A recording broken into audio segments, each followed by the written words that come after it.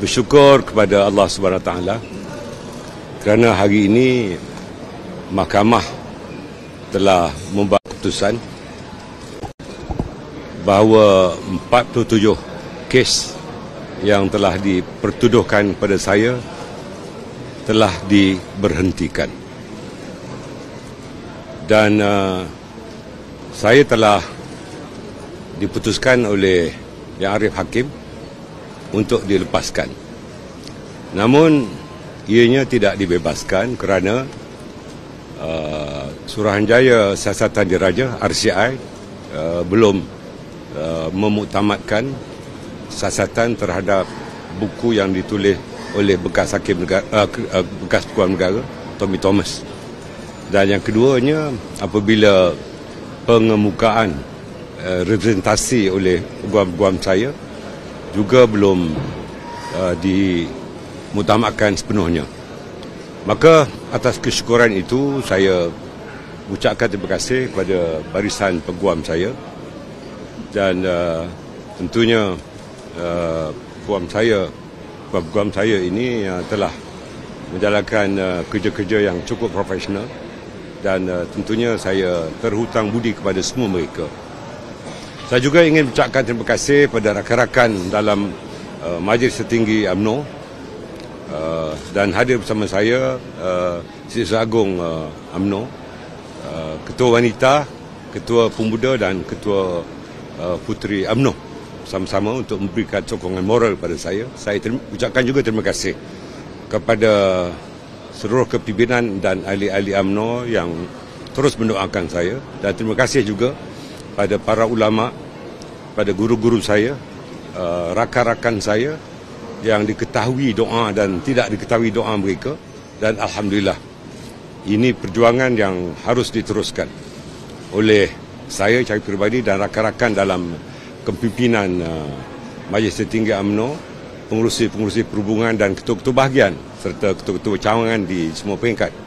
Saya juga ucapkan terima kasih pada dukungan rakan-rakan di dalam Dewan Tertinggi Barisan Nasional, di mana parti-parti komponen di dalam Barisan Nasional telah memberikan sokongan moral dan dukungan kepada saya.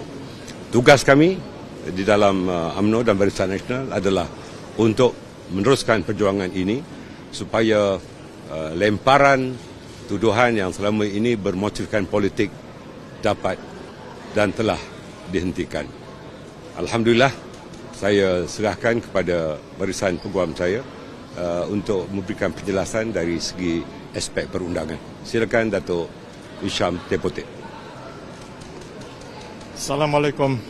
Thank you, Datuk Sri. My first word will be Alhamdulillah. Alhamdulillah, because the prosecution has invoked its powers under Section 2501 of the CPC to stop proceedings. The reason they gave why they stopped proceedings are already enumerated in the court earlier on. This is good because for the time being, although there's no total acquittal, there's a discharge from the 47 charges. The learned trial judge did not appreciate our arguments. We submitted before His Lordship that Datuk Sri entitled to a discharge amounting to acquittal.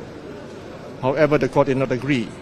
We respect the decision of His Lordship, and we will, with respect to His Lordship, make an appeal to the Court of Appeal regarding the decision made this morning. We are asking for a total acquittal in respect of the position taken by the prosecution. I'm most grateful. Thank you. Ada kenyataan resmi oleh peguam saya. Yeah, right. Assalamualaikum. Ini adalah kenyataan media yang kami baru sediakan sekejap tadi.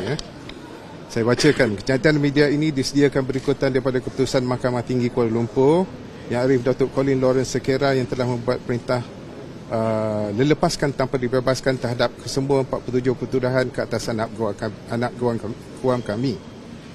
Bagi memberikan gambaran berkenaan latar belakang tindakan mahkamah tersebut kepada umum agar tidak wujud sebarang persepsi negatif terhadap institusi undang-undang, khususnya kepada Jabatan Peguam Negara serta Suruhanjaya Pencegahan Rasuah Malaysia, Di antara pembelaan yang dikemukakan oleh anak guam kami dalam pembelaannya dalam tindakan mahkamah ini adalah merupakan satu kes pendakwaan politik ataupun political prosecution.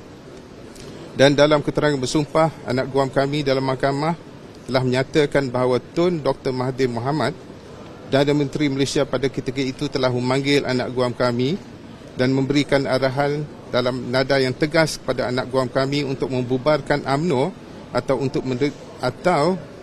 sekiranya ingkar untuk menerima sebarang akibat sekiranya arahan tersebut tidak dipatuhi. Perjumpaan dengan Tun Mahathir adalah pada Jun 2018. Anak guam enggan tunduk pada ugutan Tun Mahathir tersebut, dan pada 2 Julai 2018 anak guam telah dipanggil oleh SPRM untuk tujuan siasatan dan tindakan mahkamah. Anak guam kami telah dituduh pada 19 Oktober 2018, dan daripada tarikh tersebut kami telah mengemukakan sebanyak 8 kali surat representasi kepada Jabatan Peguam Negara, yang terkini pada 25 Januari 2023 memohon untuk mengkaji semula pertuduhan tersebut dengan tujuan untuk menarik semula pertuduhan tersebut atas alasan yang kukuh bahawa tidak ada asas bagi pertuduhan tersebut. Pada 20 Februari 2023, selaku peguam kepada anak guam kami telah disalinkan satu surat daripada SPRM kepada Jabatan Peguam Negara berkaitan tindakan mahkamah tersebut. Isi kandungan surat tersebut adalah seperti berikut. 1. SPRM berpendapat bahawa penting untuk siasatan lanjut dibuat agar kes pendakwaan lebih kukuh, dan SPRM sudah pun mula mendapatkan petunjuk-petunjuk dan bukti-bukti baru. Kedua, siasatan yang lebih menyeluruh adalah amat penting agar pasukan penyiasat dan pihak pendakwaan tidak dikecam oleh orang awam dan tuduh melakukan pendakwaan terpilih ataupun selective prosecution. Terutamanya selepas kes baru-baru ini terhadap Tan Sri Shahriz Samad, di mana pegawai penyiasat telah mengaku di mahkamah semasa disoal balas bahawa pertuduhan tersebut telah dikemukakan sebelum siasatan lengkap dilakukan. Ketiga, ini again seperti saya katakan adalah daripada surat SPRM yang telah dihantar kepada AGC disalinkan pada kami. Ketiganya, siasatan yang tidak lengkap ini telah menyebabkan reputasi SPRM selaku pasukan penyiasat dan Jabatan Peguam Negara selaku pasukan pendakwaan tercemar di mata masyarakat. Keempat, demi menjaga nama baik dan reputasi kedua-dua agensi tersebut, wujud keperluan untuk proses merekodkan beberapa keterangan daripada saksi dan mengumpulkan lagi bukti bagi mengesahkan petunjuk-petunjuk baru yang diperolehi oleh SPRM. Terakhir, kelima, SPRM telah memberikan jaminan kepada Peguam Negara bahawa siasatan lanjut ini akan dijalankan secara menyeluruh tanpa rasa takut dan pilih kasih serta lebih objektif sehingga ke akar umbi, dan disebut juga, saya quote, "No stones will be left unturned," akan dijalankan. Berikutan dengan keputusan Peguam Negara pada hari ini, kami percaya bahawa keputusan berkemungkinan akan dimanipulasikan oleh pihak-pihak tertentu. Namun ingin kami tekankan di sini bahawa Peguam Negara hanya melaksanakan budi bicara yang ada sebagaimana diputuskan di bawah artikel 145 kaedah 3 Perlembagaan Persekutuan. Seterusnya, ini adalah bukan kali pertama mana-mana Peguam Negara menggunakan budi bicara yang ada sebagaimana diperuntukkan di bawah undang-undang untuk mengambil tindakan menarik balik pertuduhan dan pendakwaan di mahkamah. Dengan kata lain, ini adalah satu perkara yang biasa apabila Peguam Negara dapat menerima alasan yang diberikan oleh pihak tertuduh melalui representasi. Tambahan pula, proses representasi ini juga bukanlah satu perkara baru kerana ia telah pun menjadi amalan tidak kiralah di peringkat pelbagai peringkat pembicaraan daripada Mahkamah Magistrat sehinggalah ke Mahkamah Persekutuan. Dan ketiga pembicaraan pembelaan anak guam di peringkat pendakwaan, di peringkat pembelaannya adalah sangat konsisten. Saya perlu sebutkan beberapa fakta penting